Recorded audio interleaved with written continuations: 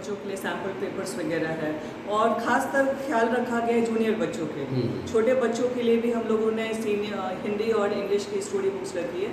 और ये टेबल लगाने का मकसद ये है कि बच्चों को केवल लाइब्रेरी को समझना नहीं है, हमारे लाइब्रेरियन को ये इंस्ट्रक्शन दिया हुआ है कि जो बच्चे मतलब प्ले नर्सरी और 1-2 के बच्चे जो पढ़ नहीं पाते हैं, उनको आपको स्टोरी बताना है कि स्टोरी का मीनिंग क्या है। तो इस ढंग से हम लोग उस पर काम कर रहे हैं। देखिए अभी बच्चों के थ्रू, क्योंकि पेरेंट्स को ये हमेशा खुशी करती है। अभी पीटीएम था हमारा एक दिन पहले, तो बच्चों को, पेरेंट्स को ये खुशी होता है कि आपका बच्चे का बनाया हुआ प्रोजेक्ट है। रेडीमेड बहुत सारी चीज़ें मार्केट में मिलती है जो हम लोग स्कूल सजा सकते हैं, बट मेरा हमेशा से ये सोच रहा है कि बच्चों का एक्टिविटी खुद उनको बनवाया जाए और उन्हीं का पेंटिंग्स या उनकी भी जो प्रोजेक्ट वो डिस्प्ले में रखा जाए। देखिए शांत इलाका है और बच्चे जो हैं यहाँ किधर से अभी हमारा यहाँ पर जो लैब है पूरा, इस लैब में कितने बच्चे टोटल कराते हैं ताकि एक कंप्यूटर एक बच्चों को मिले और पर्सनल बच्चों ऑपरेट करना कंप्यूटर जाने। अगर किसी क्लास में सेक्शन ज़्यादा है तो वो हम लोग डिवाइड करके टीम ए और टीम बी को लेकर कराते हैं। अच्छा स्ट्रक्चर है और एक लैब टेक्निकल है जो वो बैठकर मतलब मेंटेन करते हैं लैब को। और आप लोग ये देख रहे होंगे कि मैंने सारा चीज़ का स्ट्रक्चर लिया हुआ है। जैसे एग्जांपल मैं आपको बताती हूँ कि अगर हमें ब्रेन के बारे में बच्चों को पढ़ाना है तो हम लोग वो उनको डेमो के साथ ये सारे बच्चे को लेकर स्ट्रक्चर हाथ में और तब टीचर्स बनाते हैं। मोरल ऑफ द स्टोरी ये है कि हम लोग जो है प्रैक्टिकल बच्चों को नॉलेज देना चाहते हैं। किताबें गिरावट लगी हुई है और जैसा कि आप वॉल देखते हैं सर की वॉल पे भी एक्टिविटी लगी हुई है। इसमें मकसद है कि बच्चों को पहले बुलाकर और जितनी भी एक्टिविटी यहाँ लगी है कहीं ना कहीं माइंड से रिलेटेड है। मतलब कि कलर कितने तरह के होते हैं, what is the colour of your chair, what is the colour of your mat. Even जो ये बॉल आप देख रहे हैं इसमें हम लोग बच्चे को पढ़ाते हैं कि what is the colour of this ball. वो कलर से बच्चे sky colour, this is the green colour.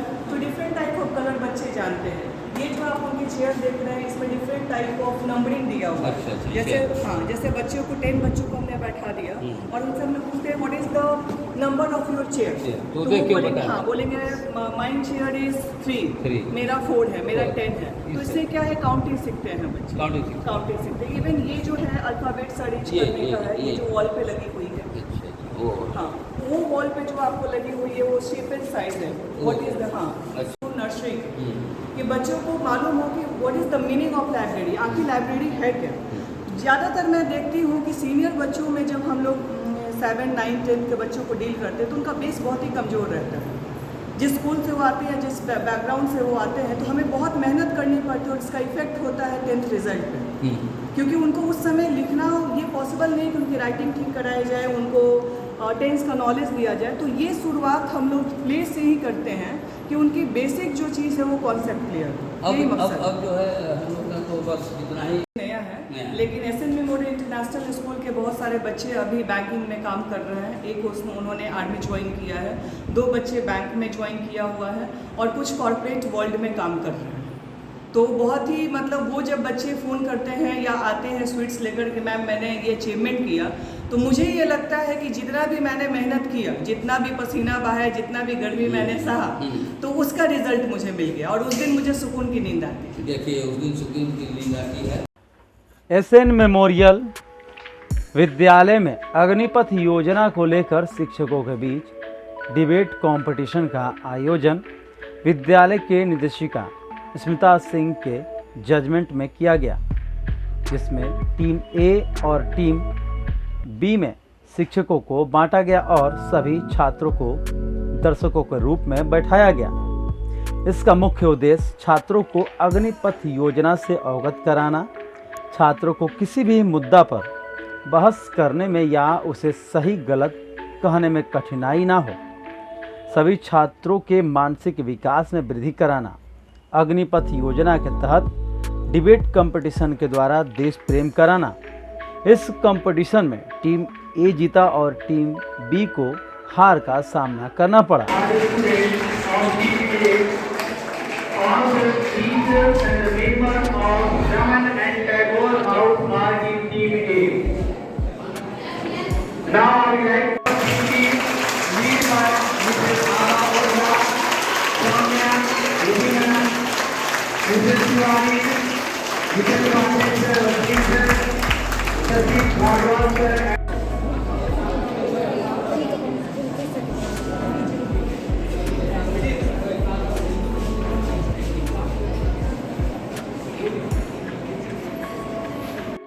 Agnipath scheme.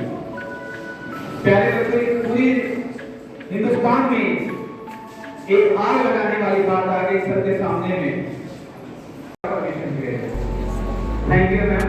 और before to that our student have just prepared a welcome song for our guest in media person as a judge of the event. So I would like to just convey the message to my team and students that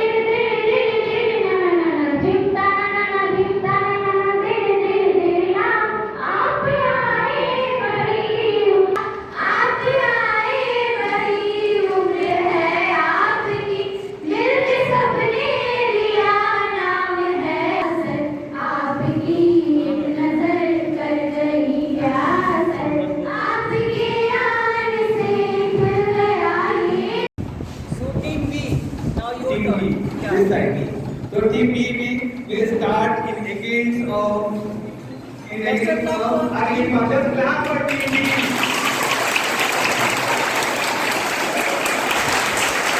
Wishing you all good afternoon, dear respected director ma'am, my dear colleagues, principals of our ma'am, and all my dear guests. Today we all are over here discussing on a very huge and emotional topic for our country that's known as Agnipath. Okay, so I will not take much time. I have just one. Okay, from the Indian Army, the very different armies, and after getting retired, they joined groups like Khalistan. They joined groups like I can say Nanya Mujahideen. They joined just like a private army of some of the billionaires of the world. So basically, the trained persons are going to be developed in a brutal criminal. You are getting my point. They are getting training for the 4 years, and after that 4 years, they are turning a mercenary. Mercenary means a well-professional army person who has been hired by one of the world's richest country to create private army. First of all, I would like to give an example. Okay, my smallest example is that we all are knowing about Syria. From many years, fight is going on in Syria. Do you know that who are the army or who are the people fighting in Syria? They are mercenaries. Mercenaries, same. Some from India, some from. My point is kind of ordinary people. I am talking about what the retired army officers have said. Not me, teacher. Not they, teacher. I am talking about some of the retired lieutenants who have lead our country, and they have given their statement. Just listen what I want to say. I am just talking about Lieutenant General Vinod. Okay, he has led India in the same again war. You know what he has said? आप सब जरा ध्यान से सुनिएगा. मैं पाठक sir के statement को भी अपने सपोर्ट करूँगा. विनोद अभी चंदन सर ने एक्सप्लेन किया एक ग्रुप का फैक्टर. बेटा at Galwan valley. Okay, at Galwan Valley there was I guess mid war between India and China. We all know it. You know what he said? That at that place, if the soldiers were there, who 17 or 18 years old, what they will do? Nothing. Okay, they will counter it. Next one more retired lieutenant has answered the talk in 6 months. 6 months training, huh? Explain me, can they go and do their job at what?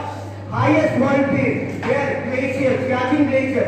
Can they go and stand at high desert? In everything. I want explanation and the proper topic. You are just manipulating by saying anything. Sir, I will come on you. अभी time बचा है. पाठक sir ने बहुत अच्छी बेटा बात बताई हम सभी को.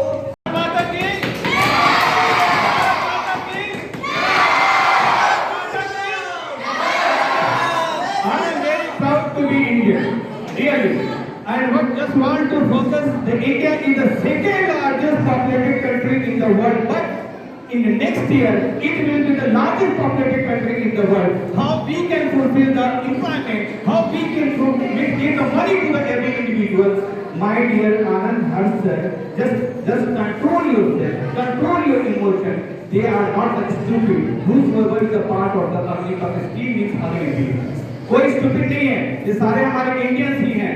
मैं आपको एक ही चीज बताता हूँ कि पूरे इंडिया में ऐसे जितने लोग हैं उनमें से सिर्फ 2% ऐसे लोग हैं जो अभी 17 साल की उम्र में 10 लाख रुपए कमा कर अपने बैंक में जमा करते हैं। सिर्फ 17 साल। अगर ये बड़े पैमाने पे स्कीम है, ये छोटी मोटी स्कीम नहीं है, बड़े पैमाने पे है। और मैं चौकीदार और वॉचमैन के पोस्ट की बात नहीं कर रहा हूँ। अगर आपके अंदर टैलेंट है, आपके अंदर काबिलियत है, तो आप में से 25% ऐसे लोग हैं जो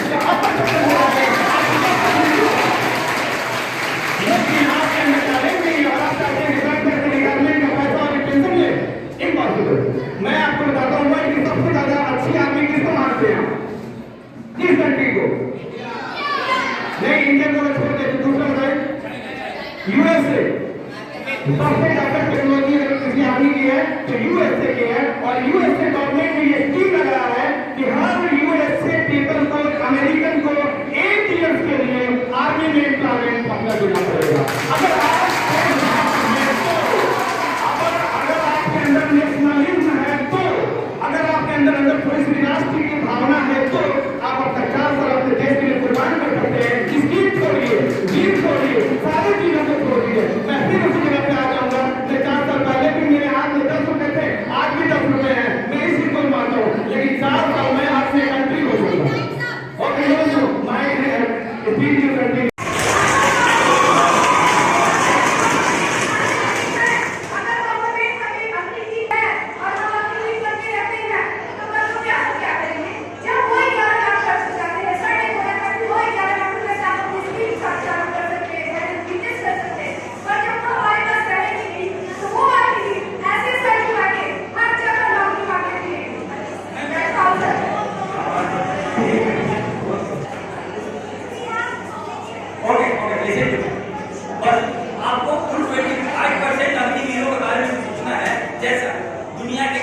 काम में कंपटीशन ना हो, उस काम को करने में मजा कुछ नहीं है।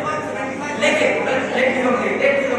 अगर आप में वो जज्बा है, आप में वो हुनर है, आप में वो जुनून है, तो आप अपने देश की रक्षा करेंगे और पैसा कमाते रहेंगे।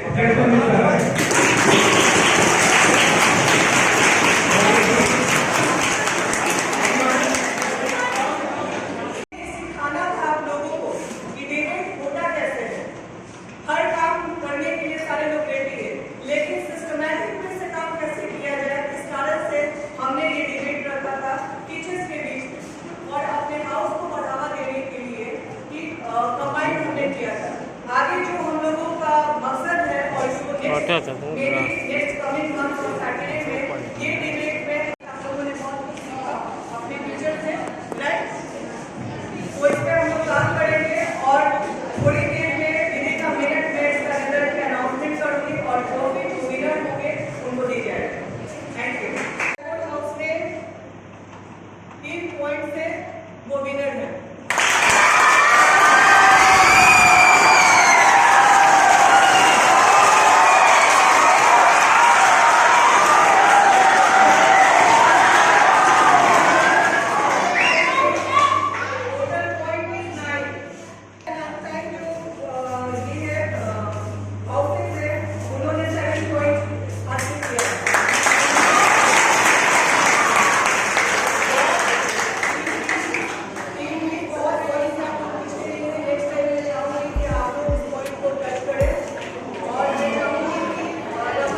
एसएन मेमोरियल विद्यालय में अग्निपथ योजना को लेकर शिक्षकों के बीच डिबेट कंपटीशन का आयोजन विद्यालय के निदेशिका स्मिता सिंह के जजमेंट में किया गया, जिसमें टीम ए और टीम बी में शिक्षकों को बांटा गया और सभी छात्रों को दर्शकों के रूप में बैठाया गया। इसका मुख्य उद्देश्य छात्रों को अग्निपथ योजना से अवगत कराना, छात्रों को किसी भी मुद्दा पर बहस करने में या उसे सही गलत कहने में कठिनाई ना हो, सभी छात्रों के मानसिक विकास में वृद्धि कराना। अग्निपथ योजना के तहत डिबेट कंपटीशन के द्वारा देश प्रेम कराना। इस कंपटीशन में टीम ए जीता और टीम बी को हार का सामना करना पड़ा। अग्निपथ जो स्कीम गवर्नमेंट ने स्टार्ट किया है, तो हम लोगों के माइंड में एक आइडिया आया कि सबसे पहले टीचर्स का डिबेट हम लोग कराते हैं और इसमें ऑडियंस हमारे स्टूडेंट, क्योंकि टीचर्स एक आईना होते हैं शिष्य के लिए। वो हमेशा चाहते हैं कि जो हमारे टीचर्स हैं वही मैं बनूं, जो हमारे फादर मदर हैं, हमारे उससे जो बड़े हैं वो अपने आप उनको स्टूडेंट उनको आइडियल मानते हैं। तो मैं ये चीज़ सोच कर चली कि पहले बच्चों को बताना ज़रूरी है कि डिबेट होता क्या है और डिबेट को प्रॉपरली कराते कैसे। तो मैंने अपने टीचर्स को बोला कि पहले आप लोग को मैं डिबेट ऑर्गेनाइज कराऊंगी। ये अग्निपथ हमारा स्कीम है अगेंस्ट और फेवर में, 2 टीम हमारी है, एक अगेंस्ट में है एक फेवर में है और ऑडियंस हमारे स्टूडेंट हैं। इसी के लिए आपका जी